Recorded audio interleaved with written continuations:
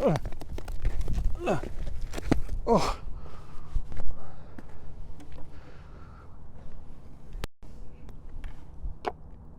Oh, hello.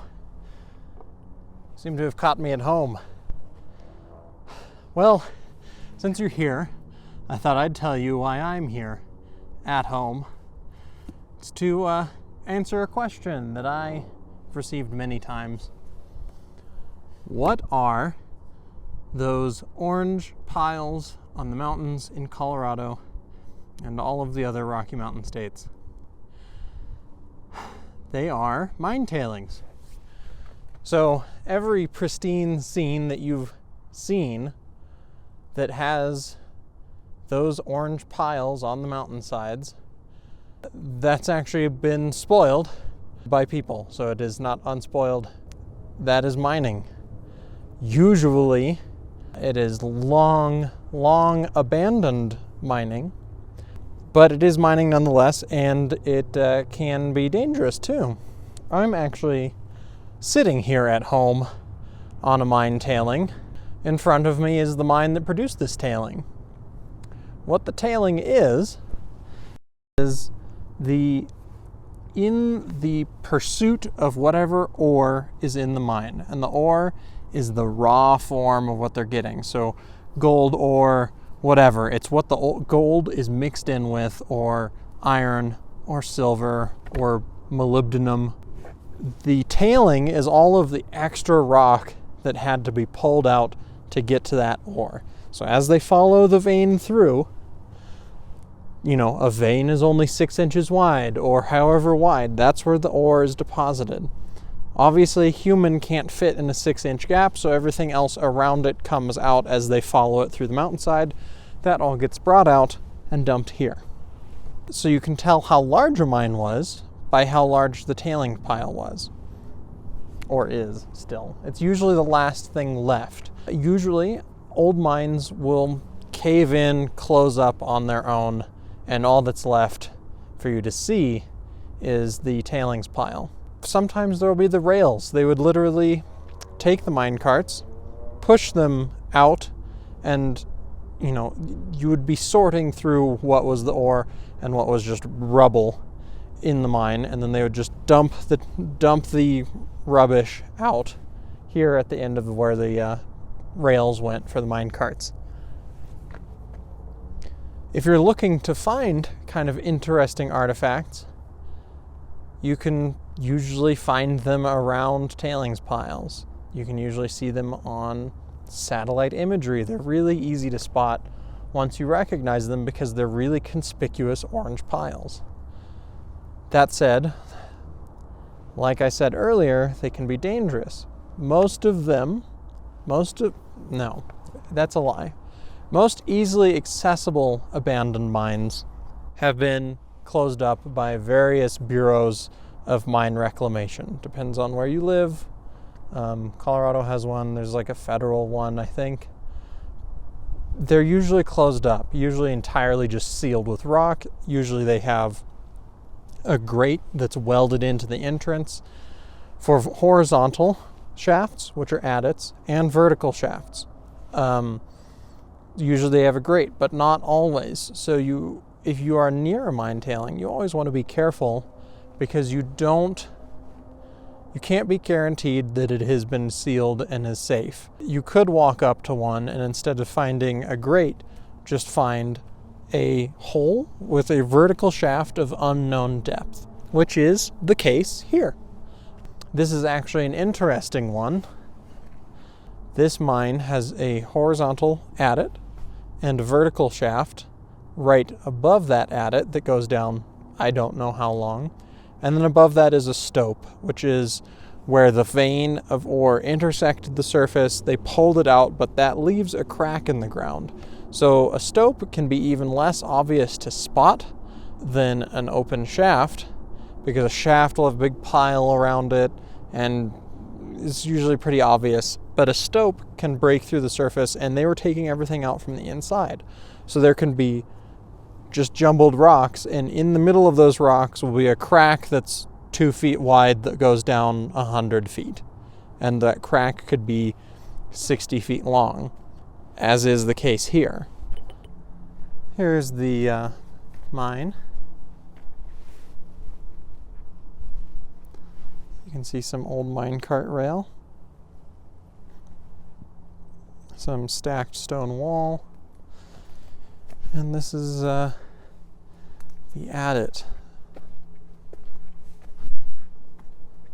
Now it's mostly caved in, but not entirely.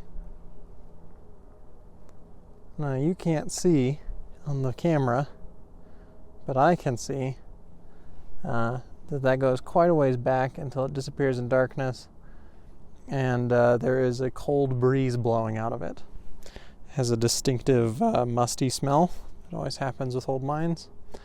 Don't go in there. Obviously, if you fall down one of those, you will probably die on the way down, or you won't have cell service and you'll die or starve to death at the bottom with broken legs and broken arms, and no one wants to die that way. So be safe around them. This is why you need to be cautious about open vertical shafts, because it doesn't really look like there's anything right here, and yet there really is.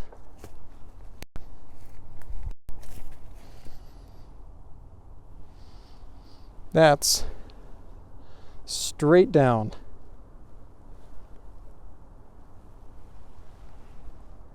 Another thing to know, don't throw rocks in without first yelling down, because you never know when there might actually be someone exploring an abandoned mine. Very unlikely, but still you'd feel bad if you killed someone. All right, let's listen to how long this falls for. It ends in water, so you drown. And this is an open stope. This is why they're so dangerous, is because that doesn't really look like anything.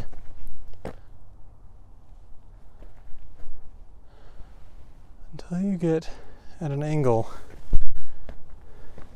This is also why I avoid little depressions in the ground like this, because it kind of looks like nothing. But what that is your continuation of this. Now what you can see on the camera is probably only about half the depth of it, because it's a jagged hole. So you can't see straight to the bottom at any one point.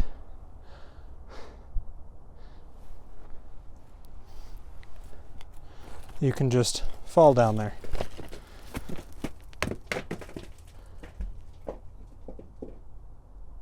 Ugh.